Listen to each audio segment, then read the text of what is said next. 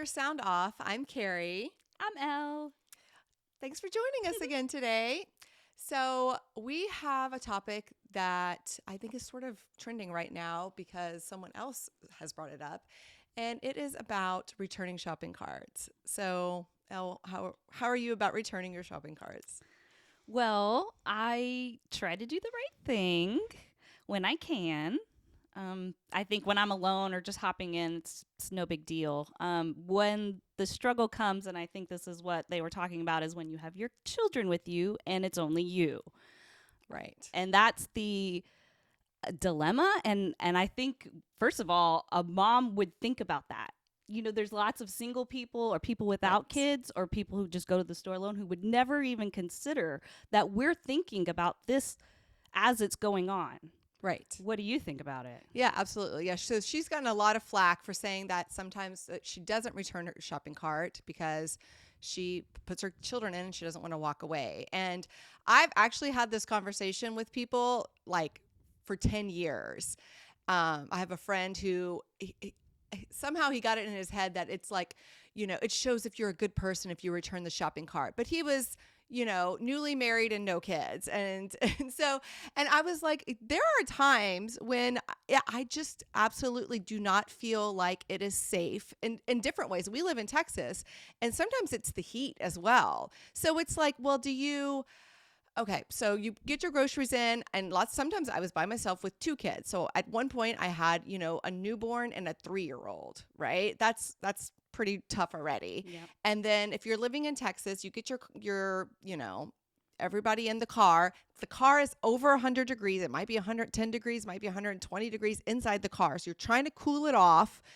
And then it feels really, really uncomfortable to then walk 20, 30, 40 feet away just to return the cart and then leave your kids in the hot car with the car running. And, nowadays it's a little easier to lock it, but even back in the day, sometimes, you didn't necessarily you couldn't always lock it if it was running and you were out of it. And, there's certain kind of weird things with cars sometimes. So yeah, there's definitely been times that I have left my cart and, just said today is the day that I feel like I need to look out for my kids and myself. Right. Yeah, absolutely. You're weighing like all those things you just mentioned. Your brain is weighing the safety, the courtesy, who's around you, how far the cart return is, how hot the car is. I mean, this is a lot of mental safety work, right? We're on guard. You're looking around. Right. And it's, are you leaving your children in a potentially dangerous situation, or is somebody watching you and going to come say something to you for not returning your cart? Right. I mean, these are both ends of the stick where you're almost in a lose-lose. Right. What do you choose? Yeah. And you kind of make it each time you do it, unless, I mean, some people might have a blanket way to do it. Right. Well, and I think some of the comments were, why don't you park closer to the cart thing? And I still try to do that even when I'm not with my kids anymore.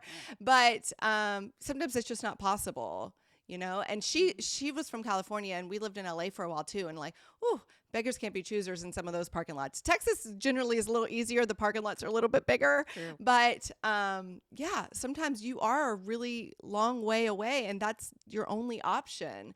And you're right. I think single people or people who don't have kids, or just, I don't know, men maybe just in general who aren't usually scared for their safety, just don't think about this like we do.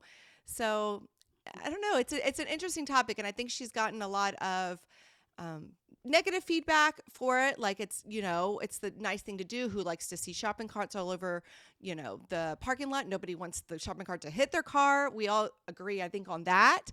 But and I think in one of her follow-ups, she said that I think last year 265 children were abducted in parking lots.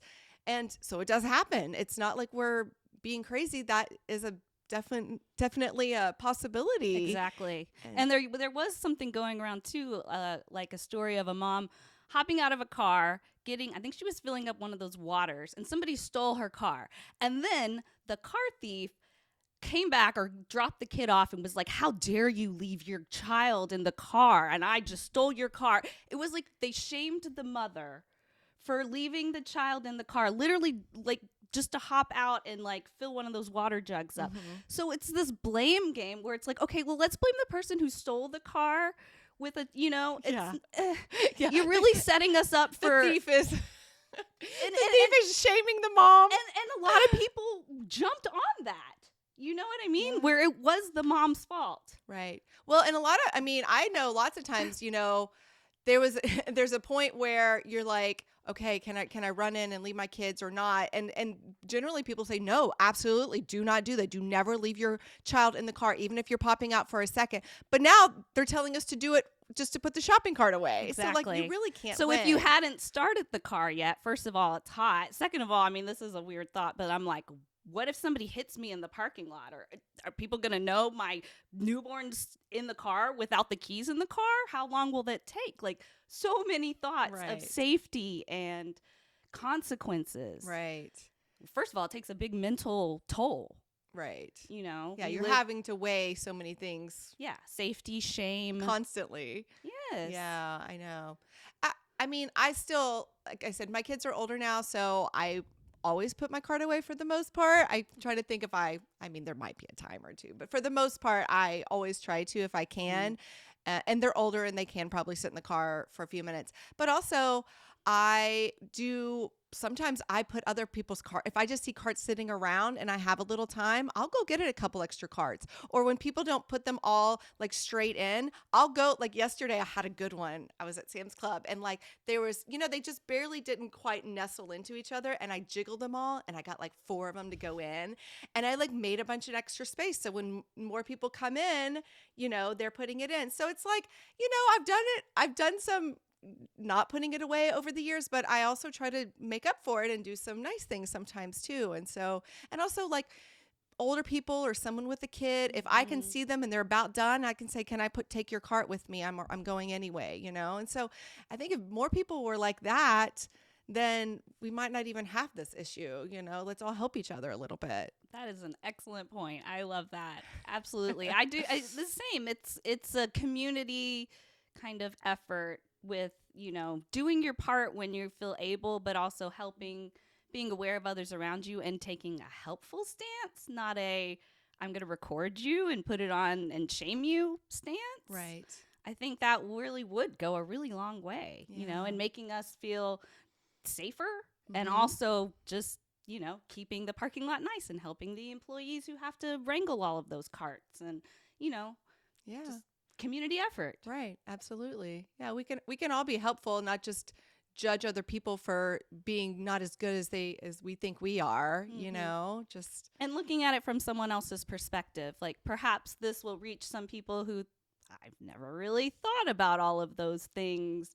Right. But I mean, we really do have to be diligent with small children and children in general, because there's lots of people out there watching, waiting for you to just, be distracted long enough. Right. And that's a high toll to have to carry around.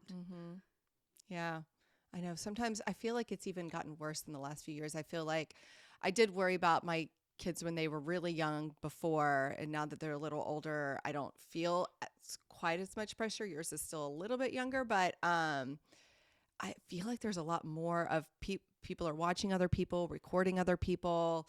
I don't know. It just feels a little more dangerous out there to me than it did even 10 years ago.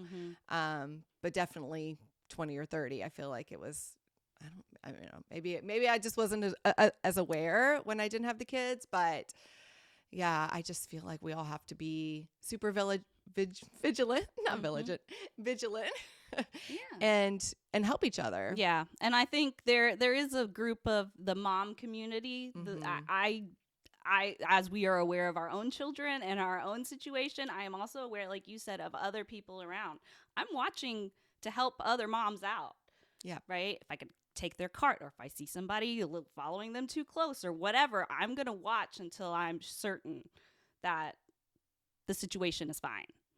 You know, so just, more of that. Yeah. Our community of good citizens, helping others instead of shaming, I think will go a long way. Yeah. Let's all just love each other and help each other.